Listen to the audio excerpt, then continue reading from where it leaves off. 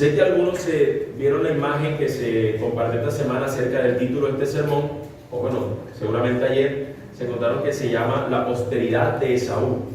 Y algunos se preguntarán qué significa la palabra posteridad. No sé si alguno hizo el ejercicio de buscar qué significa posteridad cuando lo encontró. Posteridad es de esas palabras que aparentemente sabemos qué significan, pero que no logramos como tal dar una definición. De esa palabra que tú sabes, sé qué significa por aquí va la cosa, pero no logra dar una definición concreta. Y tal vez la razón sea porque no solo significa una sola cosa, es decir, su significado no solamente se aplica en un asunto en particular, sino que tiene al menos tres. Según la RAE, posteridad significa, primero, un conjunto de personas que vivirá después de cierto momento o de cierta persona. Una segunda definición va a incluir más o menos de manera similar o cercana a esto, es una fama póstuma. Y número 3, tiene que ver con un tiempo futuro. O sea que posteridad tiene que ver con las personas que suceden a una, los que van a venir después de X persona, tiene que ver con la fama de esa persona después de su muerte, y tiene que ver con un tiempo futuro también de algún evento, de algún asunto. Esto, mis hermanos, Esaú, es el personaje que vamos a encontrar aquí como relevante. Vamos a hablar precisamente de estas tres cosas acerca de él, de su genealogía, de la fama que él tuvo y que tuvieron los suyos, y también del tiempo futuro que tiene que ver también con este hombre. De manera que la palabra posteridad es la que encausa todo lo que tiene que ver con Esaú en esta mañana. Todo esto lo vemos en él. El Señor nos proporciona en esta porción de la Escritura una larga lista de nombres de personas allí, y en medio de ello la intención es presentar a un hombre que es ajeno al pacto y al pueblo del Señor. Al presentarnos a Esaú, ustedes tienen que recordar que en el capítulo anterior, que fue el sermón anterior, nosotros vimos una pequeña lista de los hijos de Jacob, de la descendencia de Jacob. Y ahora vamos a ver una lista de los hijos de Esaú, que es el hermano mellizo de Jacob. Jacob es el que Dios elige, como dice la Escritura, Esaú es al que Dios aborrece. Se nos va a mencionar en este capítulo 36 la lista de los descendientes de Esaú, y a partir del 37 se nos van a mencionar la familia de Jacob, los hijos de Jacob, en especial su hijo José, y algunos matices con algunos de sus otros hijos, pero en especial su hijo José y en relación con sus demás hermanos. Y esto no es nuevo, nosotros lo hemos visto anteriormente. Cuando se habla de Caín y Abel, primero se nos habla de Caín y su genealogía, se habla de los dos hermanos, luego se habla del tercer hermano que tiene, luego se explica un poco la genealogía de Caín, para luego pasar a la genealogía de Set y todo lo que de ahí siguieron, que se mantiene en Set. Y aquí está pasando lo mismo como ha sucedido con anterioridad. Contrario a Jacob, acabamos de ver en el capítulo anterior, él es bendecido por el Señor y él se compromete a someterse a la voluntad de Dios. Ese es un hombre que soportaría todo dolor, como lo vimos la semana anterior, que fue la muerte de su esposa, la traición de su hijo, la muerte de su padre, y todo lo seguiría soportando porque estaba sometido a Dios. No obstante, encontraremos que Esaú es totalmente contrario. Este hombre, mis hermanos, la Escritura lo presenta como aquel que desecha la bendición del Señor. De hecho, en la carta a los Hebreos, cuando va a presentar a una persona que desecha a Dios, que apostata de la fe, Esaú es el ejemplo. Es aquel que tiene de la mano la bendición de Dios y la desprecia. Es aquel que, viendo que Dios puede bendecir, es aquel que ve que Dios es un Dios que bendice, él desprecia eso. Y es el ejemplo por excelencia para una persona que desprecia la bendición del Señor. Un comentarista al respecto dice: Esaú es tomado por el autor de la epístola a los Hebreos como el prototipo del hombre sensual, que estima como de mayor importancia la gratificación de los apetitos físicos que los deseos espirituales. Recuerda que este hombre terminó por satisfacer su deseo físico, un hambre que tenía por un plato de lentejas, cambia la bendición de la primogenitura. El pasaje de Hebreos en cuestión dice que no haya ninguna persona inmoral ni profana como Esaú, que vendió su primogenitura por una comida, porque sabe que aún después, cuando quiso heredar la bendición, fue rechazado, pues no halló ocasión para el arrepentimiento, aunque la buscó con lágrimas. Hermanos, Esaú Esaú es ese hombre que es el prototipo del hombre que se va por las cosas vanas de este mundo, por lo que satisface su apetito voraz y no por el Señor. Y ese es precisamente lo que encontraremos en este texto. Nos va a hablar de la genealogía de este varón. Tanto él como su posteridad serían conocidos por despreciar al Señor y aborrecer al pueblo que lleva su nombre, lo cual lo podemos ver en los versículos que ya leímos. El versículo 5 nos dice que él termina yéndose. Estos son los hijos que le nacieron a Esaú en la tierra de Canaán. Curiosamente, él y los hijos que aquí menciona nacieron en Canaán. Para los que no lo saben, Canaán es la tierra que Dios le prometió al pueblo de Israel. Canaán es la tierra prometida. Estos muchachos, los hijos de Esaú, nacieron en la tierra prometida. Y estos terminarán yéndose de la tierra prometida. Y los no nacidos de la tierra prometida terminarán viniendo para heredar esa tierra que ha sido prometida. O sea que los que aparentemente tenían más derecho son los que no lo reciben. Y los que aparentemente no lo merecían son los que terminan recibiéndolo. Algo así como lo que explicaría Pablo en la carta a los romanos, ¿no? Para los que tienen este contexto más. Y como cuando el Señor dice que a los suyos vino y los suyos no lo recibieron. Él vino a salvar, pero los que debían tener, entre comillas, más sentido de que fueran salvados, esto no terminó pasándole. El Señor, mis hermanos, ya había dicho que de estos dos hermanos vendrían dos naciones. Cuando su madre queda embarazada, que se sabe que hay mellizos, ella consulta al Señor y el Señor le dice que en tu vientre hay dos naciones.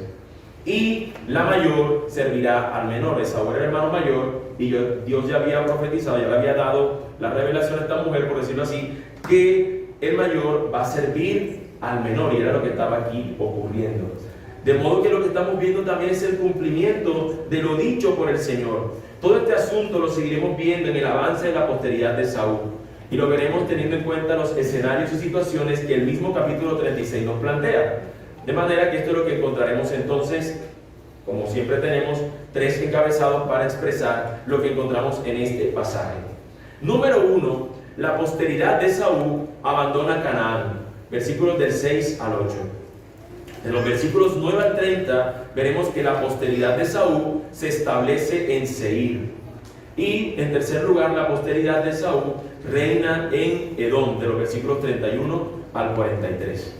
Así que tenemos la posteridad de Esaú abandona Canaán, versículos 6 al 8.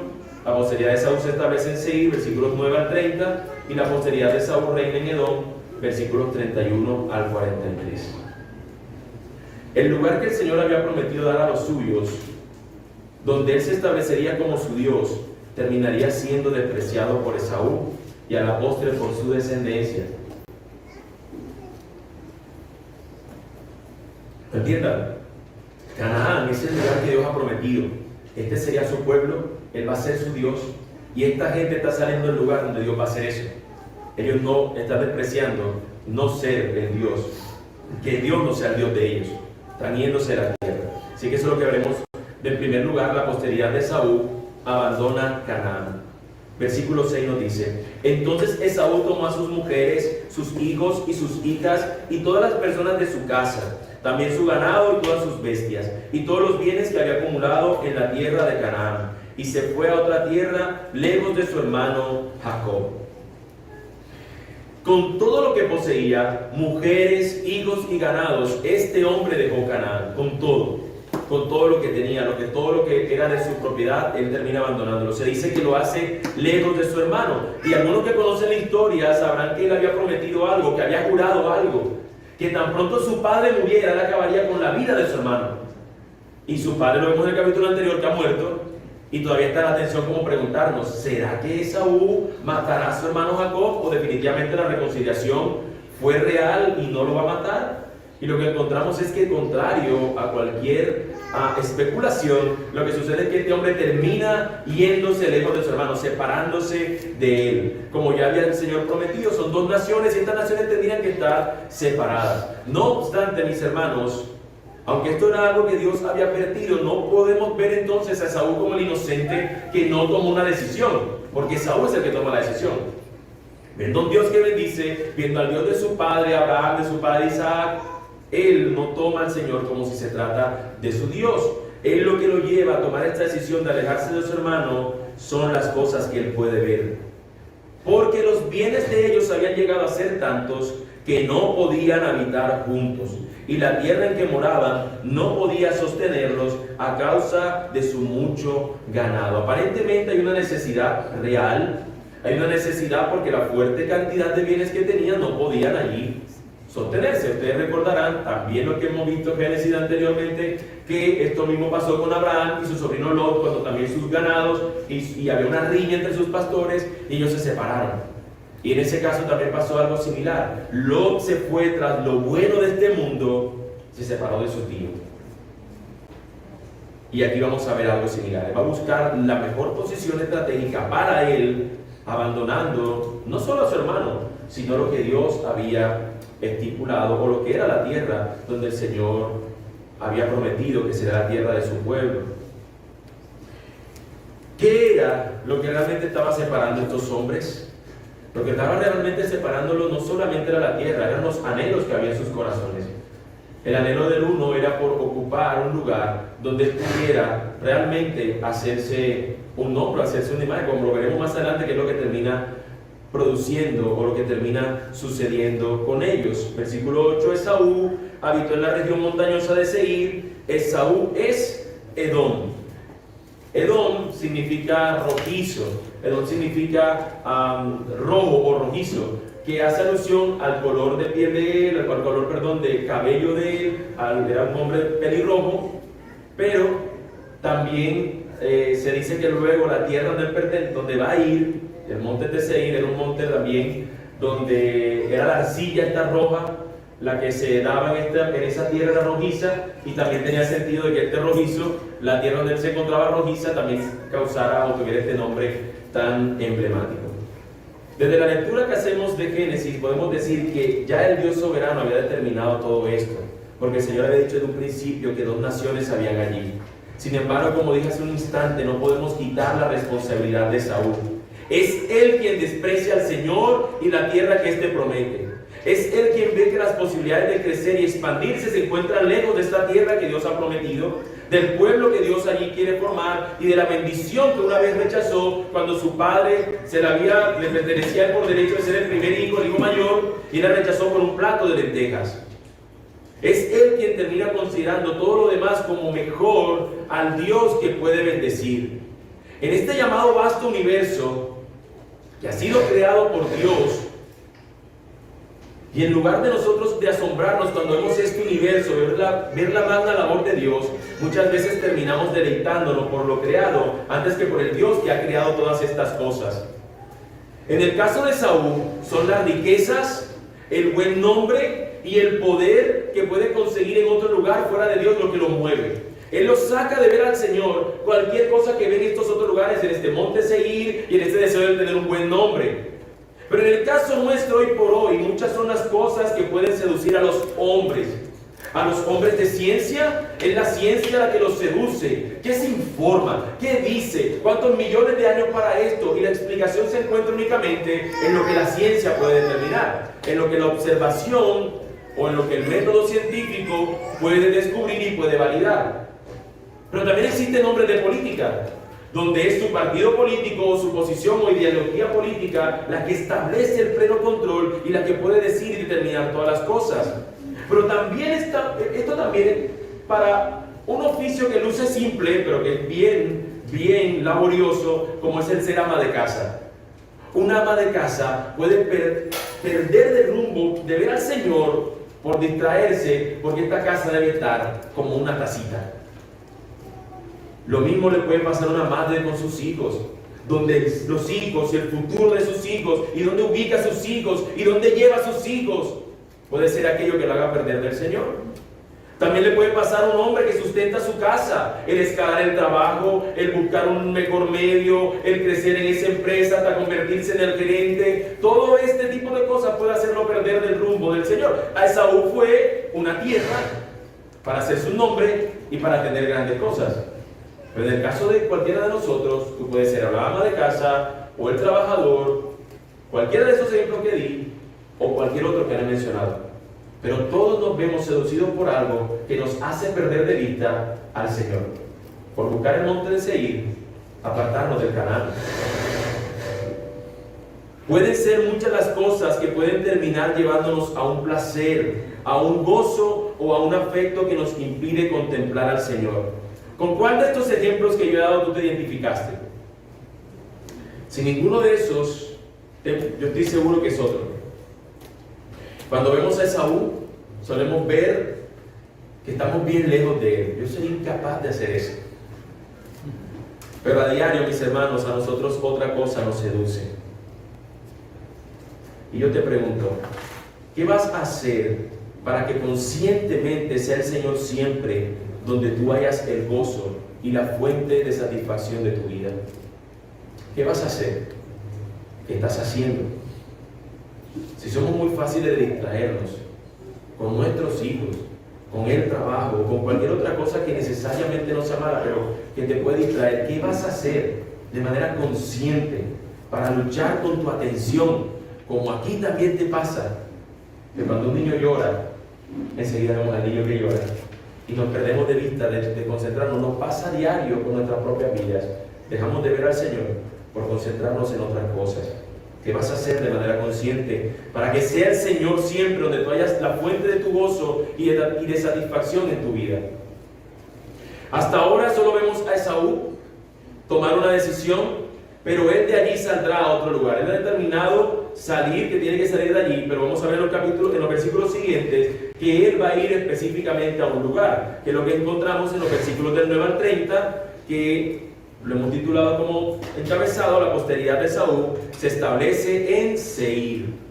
El primer paso, querido hermano, querido amigo, el primer paso para que nuestro afecto por el Señor se empiece a deteriorar y se pierda es que nos alejemos de Él y de lo que Él nos da. El primer paso para alejarnos del Señor, de la bendición del Señor, como en el caso de este hombre, es de a poco empezar a separarnos de Él y de las cosas que Él nos da, que funcionan como lo que nos acerca a Él.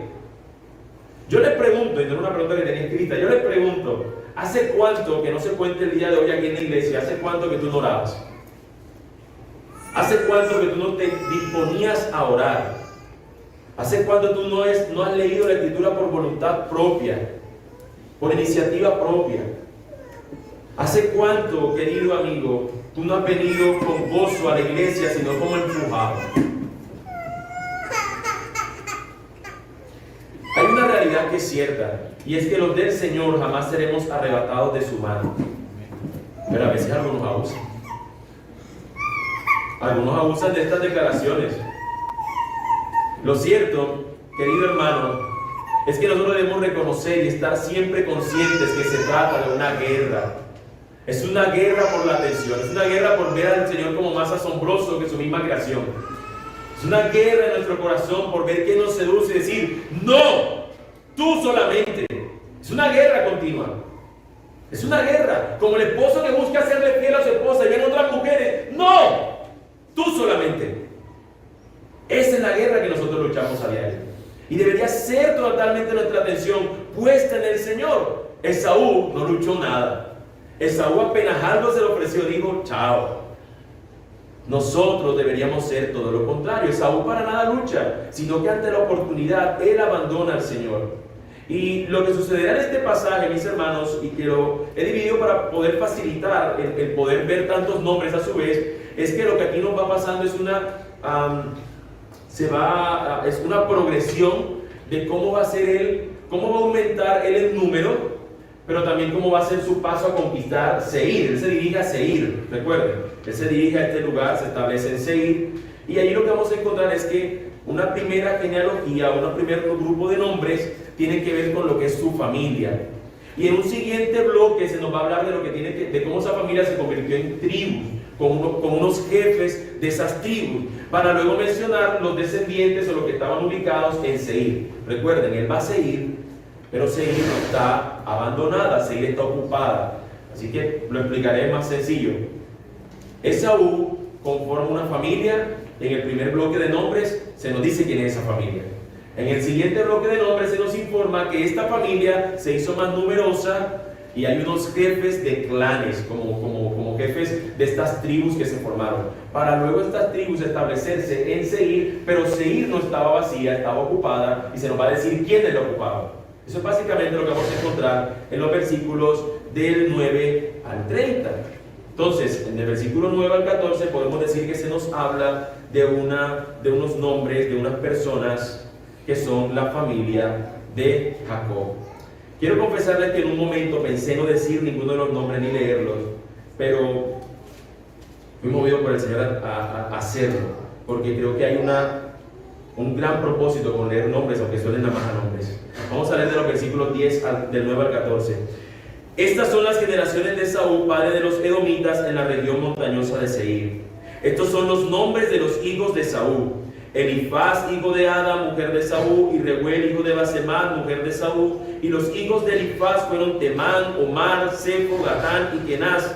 Timna fue concubina de Elifaz, hijo de Saúl, y le dio un hijo, Amalek. Estos son los descendientes de Ada, mujer de Saúl. Estos son los hijos de Reuel, Naat, Será, Sama y Misa. Estos fueron los hijos de Basemat, mujer de Saúl. Y estos fueron los hijos de Aholibama, mujer de Saúl, hija de Aná, nieta de Sibeón. Ella tuvo de Saúl a Jeús, Jalán y Coré. Eso es de Jalán, el que juega en el Borussia Dortmund, no se vaya a confundir. Este es otro Jalán. Este nombre que encontramos aquí son simplemente los descendientes de Saúl que tienen que ver con su familia. El autor divino se toma el tiempo de contarnos acerca de la familia de los descendientes de Saúl. Comparando con la familia de Jacob, es algo similar. La familia de Jacob, se nos mencionó en el capítulo anterior el nombre de sus hijos.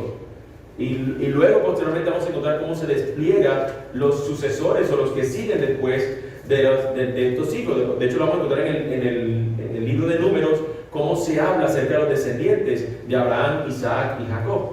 Y eso es lo que está sucediendo en este texto. Se nos están dando unos nombres que tienen que ver con los descendientes de Jacob en cuanto a su familia. Posteriormente, en los versículos 15 al 18, se nos van a dar los nombres, pero de los jefes. Estos son los jefes entre los hijos de Saúl, los hijos de Elifaz, primogénito de Saúl. Son el jefe Temán, el jefe Omar, el jefe Sefo, el jefe Kenaz, el jefe Coré, el jefe Gatán y el jefe Amalek. Estos son los jefes que descendieron de Elifaz en la tierra de Edom. Estos son los hijos de Adá. Estos son los hijos de Reuel, hijo de Saúl, el jefe Naat, el jefe Sera, el jefe Sama y el jefe Misa. Estos son los jefes que descendieron de Reuel en la tierra de Edom. Estos son los hijos de Basemat, mujer de Saúl. Estos son los hijos del jefe Jalam, el jefe Coré. Estos son los jefes que descendieron de Aholibama, mujer de Saúl, hija de Aná. Estos fueron los hijos de Saúl, es decir, Edom, y estos sus jefes. Son muchos nombres. Y al final encontraremos la razón de por qué leerlos. El autor divino pasó de contarnos solamente los nombres de la familia de Saúl, ahora contarnos que estas personas se convierten en jefes. Se está formando un clan. ¿Usted ha escuchado alguna vez la palabra clan? Que significa que una familia se vuelve numerosa y crece. Entonces tienen el jefe de un clan y que él es el paterfamilia o el jefe de este clan y tienen el nombre de este clan de acuerdo al nombre de este padre en particular. Eso es lo que está pasando aquí. Estos que eran simplemente una familia se empiezan a ser numerosos y van a tener de acuerdo a cada hijo una tribu. Lo mismo que sucederá con el pueblo de Israel. Es lo que está pasando aquí. Tribu de Leví, la tribu de Simeón, la tribu de Rubén. Aquí está pasando exactamente lo mismo, pero con los descendientes de Esaú. Se están agrupando por clanes o grupos de familia. Estos, después de convertirse en jefe, se apoderarán de la zona de Seir. El autor, antes de mencionar en qué se convertirán ellos, que serán unos reyes, él nos dice que en la tierra de Seir, donde ellos iban a tomar posesión de ella estaba ocupada. Se nos va a informar entonces acerca de los descendientes de Seir. Y usted tenga en cuenta algo: cuando se nos atribuye o tenemos por tradición que los primeros 5 libros de la Biblia los escribe Moisés. Y Moisés, cuando escribe esto y está contándole, narrándole, recordando la historia del pueblo del Señor, ellos se encontraban saliendo de la cautividad de Egipto. Así que aquí está esta historia narrándosele a la primera audiencia primitiva, contándole los nombres de otras personas que no son el pueblo de ellos. Y parece que como esto como que confunde, ¿para qué me das estos nombres? Así que tranquilo, ya llegaremos a ellos. Los descendientes de Seir se nos dice, versículos 20 al 30. Estos son los hijos de Seir el Horeo, habitantes de aquella tierra: Lotán, Sobal, Sibeón, Aná, Disón, Eser y Disán. Estos son los jefes que descendieron de los Horeos, los hijos de Seir en la tierra de Edom. Los hijos de Lotán fueron Ori y Emán, y la hermana de Lotán era Timna. Estos son los hijos de Sobal: Albán, Manahat, Ebal, Sefo y Onam. Estos son los hijos de Sibeón, Ajá y Aná. Este es el Aná que halló las fuentes termales en el desierto cuando pastoreaba los asnos de su padre Sibeón. Estos son los hijos de Aná: Disón y Aholibama, hija de Aná. Estos son los hijos de Disón: Endán, Esban, Itran, Querán. Estos son los hijos de Ser: Bilhán, Saabán y Acán. Estos son los hijos de Disán: Uz y Arán. Estos son los jefes que descendieron de los Horeos: el jefe Lotán, el jefe Sobal, el jefe Sibeón, el jefe Aná, el jefe Disón, el jefe Eser y el jefe Disán. Estos son los jefes que descendieron de los Horeos, jefe por jefe, en la tierra de Seir. El Señor inspira a Moisés a escribirnos estos nombres para que queden consignados en su bendita palabra. Se nos dice que estos habitantes de Seir, y allí encontramos un momento cuando se nos habla, por el nombre con que se nos menciona, Horeos, tiene que ver con cavernas, de manera que parece que ellos vivían en este monte, en las cavernas. Se les conocía como la tierra de las cavernas, porque estas personas habitaban las cavernas. En teoría serían como cavernícolas, ¿no? Pero porque habitaban en cavernas. A estos cavernícolas les va a llegar ahora Esaú con los suyos y los va a despojar de allí, aunque no fue del todo que los sacaron, sino que primeramente fue por la fuerza, pero luego se termina mezclando entre sí. ¿Por qué sabemos eso? Bueno, en Deuteronomio 2:22 se nos va a informar al respecto. Deuteronomio 2:22 nos dice la palabra del Señor.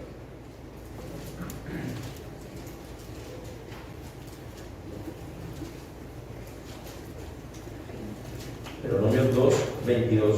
Y si usted está llegando allá, que es un ratito, porque vamos a tomar luego otro pasaje que allí nos menciona algo. Dice: tal como Dios hizo con los hijos de Saúl, que habitan con los hijos de Saúl. Tal como Dios hizo con los hijos de Saúl que habitan en Seir, cuando destruyó a los Horeos delante de ellos, y ellos los desalojaron y se establecieron en su lugar hasta hoy. O sea que nos dice el texto que ellos al llegar a Seir terminan sacando a estas personas, los desalojan y terminan reuniéndose o estando allí en ese lugar con ellos. Pero cuando nosotros diríamos, ¿para qué Moisés les hablaría a estas personas acerca de esta historia? ¿Para qué tiene el propósito de tener estos nombres? ¿Para qué tenemos que tener esta historia acerca de los habitantes de Seir y que estas personas los sacan? Bueno, allí mismo en Deuteronomio 2, leamos de los versículos 1 al 7. Después nos volvimos y salimos hacia el desierto por el camino del Mar Rojo. Ya este es el pueblo de Israel con Moisés a la cabeza, andando después de haber sido liberados de Egipto, que salieron luego de abrirse el Mar Rojo y demás, y siguieron caminando por el desierto. Ellos llegan a este lugar. Después nos volvimos y salimos hacia el desierto por el camino del Mar Rojo, como el Señor me había mandado, y por muchos días dimos vueltas al monte Seir. O sea, que empezaron a caminar alrededor del monte Seir.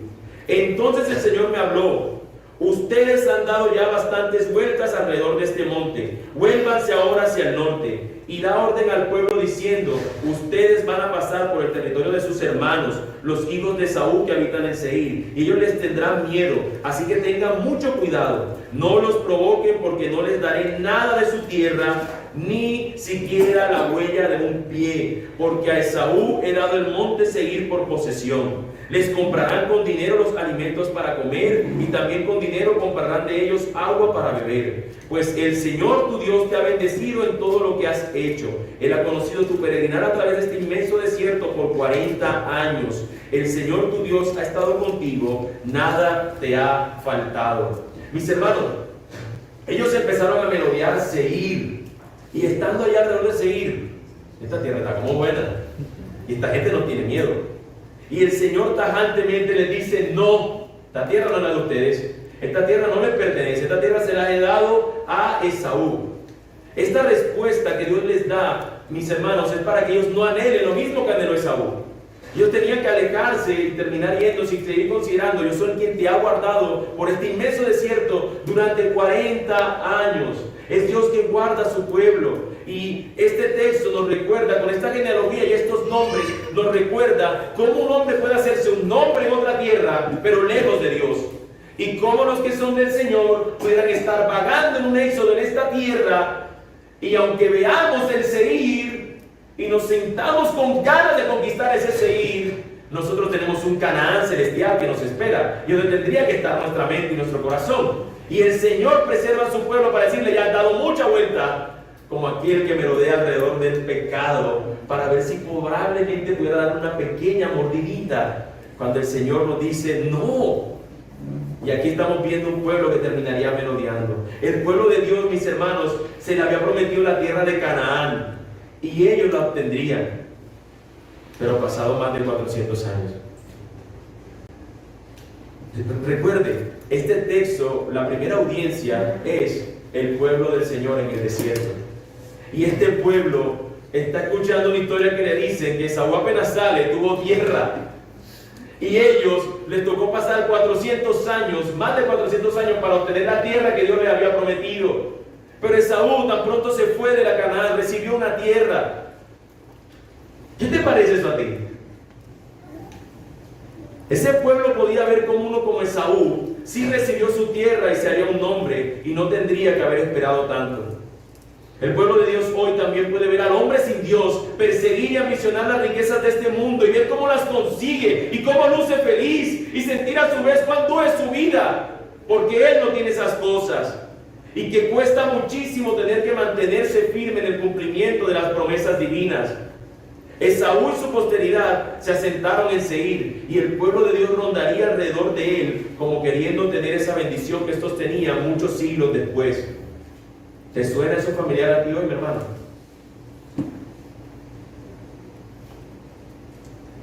Cuidado, mi hermano. Cuidado. Solemos ver muchas cosas como bendiciones, cuando estas son simplemente lo que Dios usa como juicio para muchos. A veces anhelamos las riquezas sin percatarnos que pudiera tratarse del juicio ya dado en esta tierra para esa persona, o empezando desde aquí, para que estas riquezas lo terminen alejando de Dios. Y a veces no sabemos lo que pedimos. Pregúntate sinceramente: ¿qué estás considerando hoy como bendiciones? ¿Lo que tú ambicionas del mundo y no posees? ¿O lo que es agradable al Señor y Él te otorga? ¿Cuál es tu ambición el día de hoy? ¿Lo que Dios da o lo que este mundo ofrece? No todo el tiempo las dos cosas están conectadas. Usualmente están más desconectadas. Esaú decidió abandonar Canaán, su posteridad reclamó un territorio como suyo, y finalmente su ambición terrenal lo llevó a mantener su mirada en el reino del aquí y el ahora, antes que en el Rey celestial. Y es lo que encontramos en nuestro tercer y último encabezado: la posteridad de Esaú reina en Edom. No solo, mis hermanos, es que la posteridad de Esaú hayan tenido una tierra primera, sino que se organizaron políticamente primero como nación independiente antes que Israel. No solamente porque tuvieron una tierra primero que Israel, sino que políticamente, con reyes y demás, se organizaron primero que el pueblo de Israel. Y esto también es algo que podría traer choque a ellos, porque veían las demás naciones, y de hecho eso terminó sucediendo mucho más adelante en la historia del pueblo de Israel, cuando reclaman reyes, que lo vamos a ver más adelante. El versículo 31, mis hermanos, nos presenta la pauta acerca de ello. Versículo 31 del capítulo 36 de Génesis. Volvemos a Génesis. Estos son los reyes que reinaron en la tierra de Edom, antes de que el rey alguno reinara sobre los israelitas. Esta frase no es una frase que está allí por estar. Esta frase nos está indicando que antes de que Israel tuviera rey, esta gente tuvo rey primero, y también nos está llevando, que ya lleguemos a ello, al pasaje que sucedió en Crónica, cuando este pueblo reclama un rey para ellos, despreciando al Señor. Algo que por mucho tiempo diferenciaría a Israel de sus vecinos es lo que entendemos y llamamos como teocracia. Todos conocemos la democracia, no hemos escuchado la palabra democracia o monarquía, que es cuando un rey gobierna. Bueno, el pueblo de Israel se conocía, o lo podemos llamar nosotros más bien hoy, ellos tenían una teocracia. Era Dios quien les daba la manera, la forma como ellos tenían que vivir. Su rey era Dios. Las leyes las ponía su Dios. Ellos vivían como este pueblo que no tenía rey, pero porque el rey suyo era el Señor. Y ellos obedecían. Hasta que ellos un día se cansaron, porque vieron, voy a ilustrarlo de esta manera, porque vieron alrededor a su seir. Y dijeron, allá están unos reyes, nosotros también queremos reyes. Y terminan pidiéndole al Señor reyes. Este texto, mis hermanos, antes de entrar a esa mención de los reyes, nos muestra la genealogía de estos hombres. Nos enseña que la posteridad de Saúl llegaría tan alto en su ambición terrenal que serían reyes en su territorio. Nos dice en los versículos siguientes: Bela, hijo de Beor, reinó en Edom, y el nombre de su ciudad era Dinaba. Murió Bela y reinó en su lugar Jabab, hijo de Sera, de Bosra. Murió Jobab y reinó en su lugar Usán, de la tierra de los temanitas. Murió Usán y reinó en su lugar Hadad, hijo de Bedad, el que derrotó a Madián en el campo de Moab, y el nombre de su ciudad era Abid. Murió Hadad y reinó en su lugar Samla de Masreca. Murió Samla y reinó en su lugar Saúl de Rehobot, junto al río Éufrates. Murió Saúl y reinó en su lugar Baal Hanán, hijo de Acbor. Y murió Baal Hanán, hijo de Acbor, y reinó en su lugar Adar. Y el nombre de su ciudad era Pau. Y el nombre de su mujer era Beetabel, hija de Magred, hija de Mesaab. Estos son los nombres de los jefes que descendieron de Saúl, según sus familias y sus localidades, por sus nombres: el jefe Timná, el jefe Alba, el jefe Getet, el jefe Aholibama, el jefe Ela, el jefe Pinón, el jefe Kenaz, el jefe Temán, el jefe Mitzar, el jefe Magdiel y el jefe Irán. Estos son los jefes de Edom, es decir, Esaú, padre de los edomitas, según sus moradas en la tierra de su posesión. El ver esto al pueblo de Israel debería ser suficiente para nunca abandonar a su rey. Ver cómo una persona puede alcanzar un glorioso título como ser un rey, o estar sometido a un hombre que los va a defender y demás, como es tener un rey. Sin embargo, ellos ya tenían aquel que los defendía, que era el rey eterno y glorioso. Y sin embargo, ellos terminarían abandonándolo. Esto era una advertencia, y el pueblo lo que hizo fue totalmente lo contrario. En su intento por ser igual a sus naciones vecinas, terminan pidiendo lo mismo que los demás. Primera de Samuel, capítulo 8, versículos 5 al 7, anótenlo, yo lo leo. Primera de Samuel 8, del 5 al 7 nos dice: y le dijeron, mira, están hablando al profeta Samuel, el pueblo de Israel, mira, has envejecido y tus hijos no andan en tus caminos. Ahora pues, danos un rey para que nos juzgue como todas las naciones. Pero fue desagradable a los ojos de Samuel que dijeran: danos un rey que nos juzgue. Y Samuel oró al Señor, y el Señor dijo a Samuel: escucha la voz del pueblo en cuanto a todo lo que te digan, pues no te han desechado a ti, sino que me han desechado a mí, para que yo no sea rey sobre ellos. Samuel era el profeta de Dios, y él era el representante de Dios y los hombres, era el enlace, era el que realmente estaba diciendo: la palabra se nos guía a esto, y ellos tenían que obedecerlo. Él no era su rey, era el profeta de Dios, que era el que anunciaba la verdad de Dios a su pueblo. Ellos rechazaron, y el Señor le dice: no te rechazaron a ti, me están rechazando a mí, quien era su rey, por querer otros reyes. Israel, mis hermanos, el pueblo de Dios, también terminaría abandonando al Señor. ¿Qué es lo que te da a ti seguridad hoy que tú no harías lo mismo? ¿Por qué, querido hermano, tú no harías exactamente lo mismo? Pregúntate sinceramente. Deberás ser sincero contigo hoy. ¿Quién está gobernando hoy el trono de tu corazón? ¿Es Dios o quién es? ¿Qué es lo que te mueve? ¿Qué es lo que te seduce? ¿Qué es lo que te inspira? ¿Qué es lo que te apasiona? ¿Para dónde vas tú? ¿Con base a qué decisión? ¿Es Dios y su palabra o es cualquier otra cosa? ¿Qué te mueve? Haz de cuenta con lo que he dicho, como si tu corazón fuera un trono, ¿sí? Ese sillón real. Y en vez de ocuparlo Dios, que se entronice para que te dirija, como estamos estudiando los jueves, cómo conocer la voluntad de este Dios, de este Rey, de este Señor. En cambio tú lo ocupas allí, y son tus deseos los que te mueven hacia la conquista. Esaú, querido hermano, amigo, había obrado de esta manera. Él empezó por despreciar la bendición del Señor al cambiarla por un plato de lentejas. después de ver que no podía estar en la misma tierra que su hermano, abandona la tierra prometida de Canaán, se instala en territorios lejos de Dios, y de hecho su propio corazón era el que más estaba lejos. Ya él había abandonado al Señor, lo que se encontraba en la tierra prometida, él lo había abandonado en su corazón.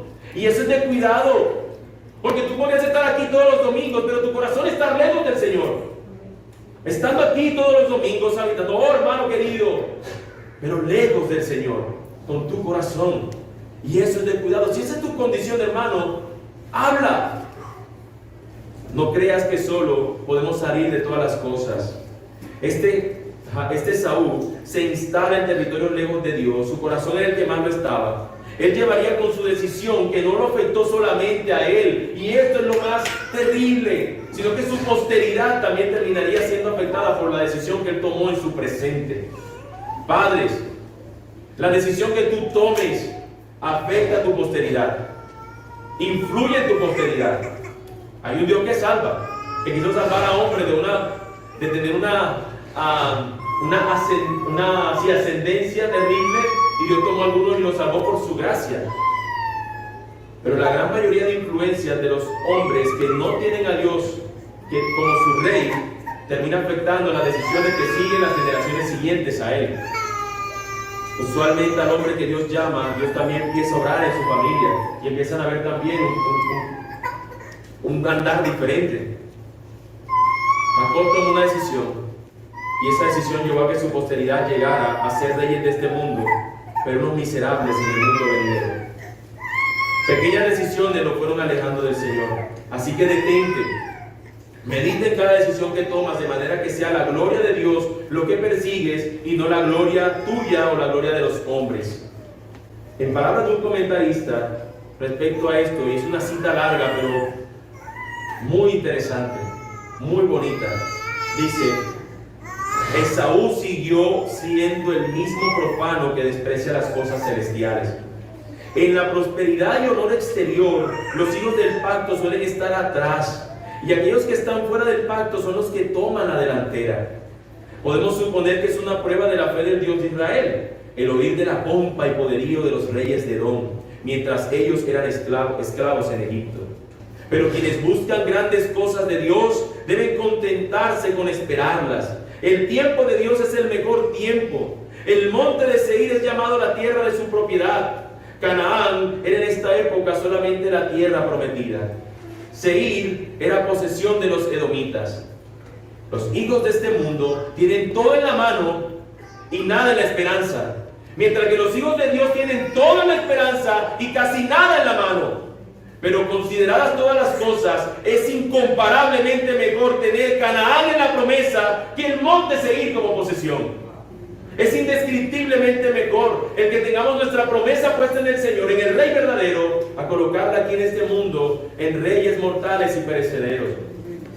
Es incomparable, mis hermanos. Esto debe confrontarnos a nosotros hoy acerca de dónde está nuestro afecto, hacia el Señor o hacia las cosas de esta tierra. El Evangelio nos da la total motivación y fundamento para esto.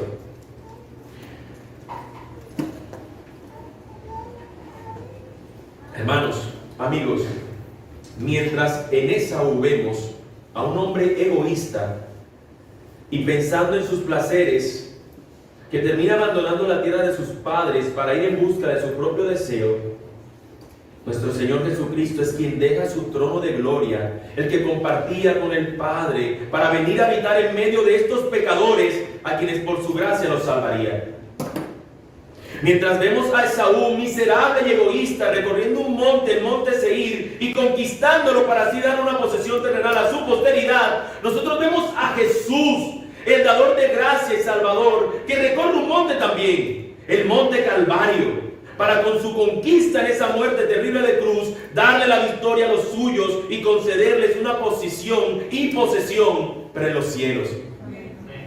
Mientras vemos a Esaú con su decisión y determinación llevar a su posteridad a alcanzar posición de reyes en esta tierra, Nosotros vemos a nuestro Señor y Salvador Jesucristo, que con su obra sustitutiva, expiatoria y en su humillación nos lleva a nosotros, su posteridad, a ser linaje escogido, real sacerdocio, nación santa, pueblo adquirido por Dios.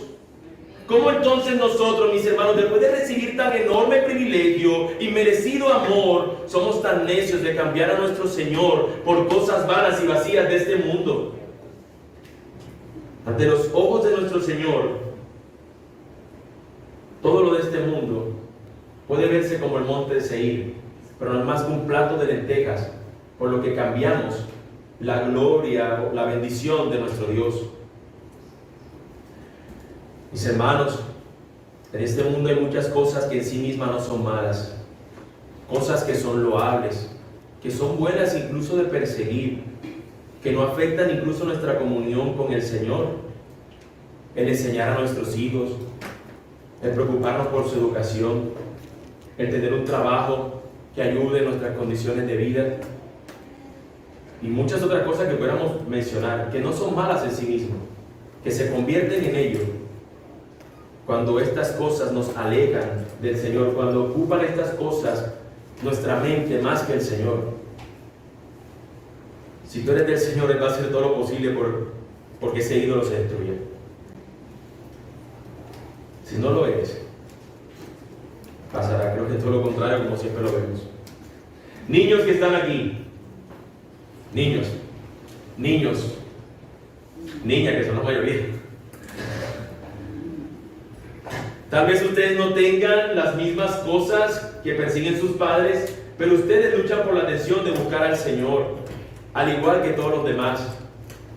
Son otras cosas, tal vez juegos, tal vez sean entretenimiento, muchas otras cosas las que las apartan su mente de las cosas del Señor.